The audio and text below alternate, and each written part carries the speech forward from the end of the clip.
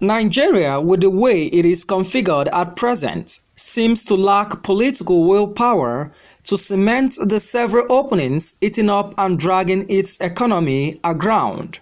According to a World Bank report on Nigeria's economic outlook 2022, there is an urgent need to increase the level of fiscal revenues to fund public spending, phasing out fuel, electricity, and exchange rate subsidies to increase human and physical capital investments.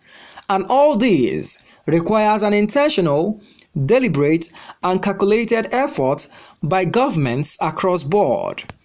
At the launch of the World Bank Nigeria Development Update and Country Economic Memorandum held on Thursday in Abuja by the World Bank, the Executive Governor of Edo State, Godwin Obaseki, said despite the fact that Nigeria's economy has not been stable, formulating policies to help improve the private sector, which contributes to the growth of Nigeria's economy, is pertinent.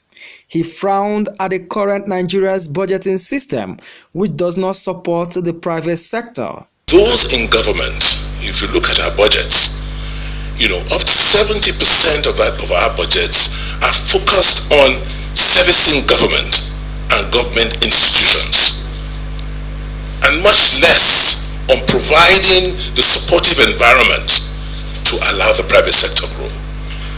The Kaduna State Governor Nasiru El-Rufai, who said states across the country are battling with the harsh economic realities occasioned by inflation, COVID, flooding, and exchange rates, said that Nigeria's incoming president should be one willing to set everything aside, even if it will cost him his re-election, to remove fuel subsidy.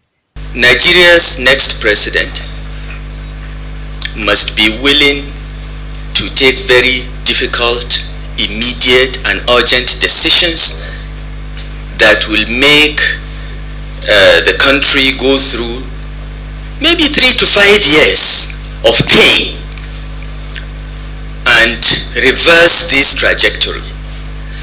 The next president of Nigeria must be willing to do just one term if necessary, but reverse this trend. Alex Sianat from the World Bank said there should be a conversation between the government of Nigeria and its people around what and how the funds meant for fuel subsidy can be transparently channeled into another sector to improve the life of Nigerians. He called on the government to think beyond oil subsidy and consider other integral sectors that will enhance productivity.